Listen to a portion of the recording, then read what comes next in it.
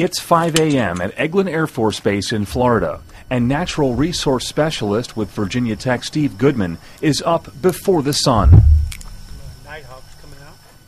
The work he's doing is helping protect an endangered species that calls the area home. Scattered among the longleaf pines, the red-cockaded woodpecker is increasing in numbers. I don't want to handle wildlife unless it's for a purpose, and I feel strongly, obviously, for this. It's an endangered species, and we're trying to help the species. So it does feel good to capture birds, I must admit, for a selfish reason. But it's also nice to contribute to something bigger than me.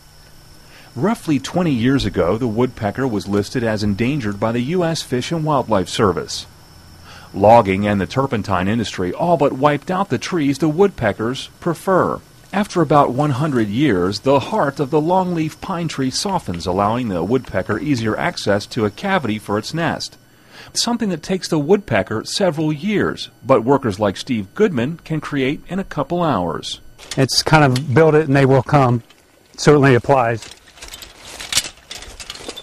The area on Eglin Air Force Base offers the greatest number of old-growth stand in the region, making the process of cavity management so important to the health of the species.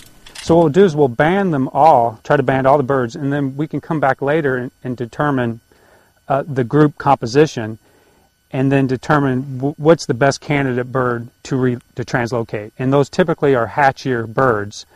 Now that estimates for the number of birds have hit 350 breeding groups, it opens up new opportunities for the Air Force and Team Eglin. It means a relaxation of some of the training restrictions.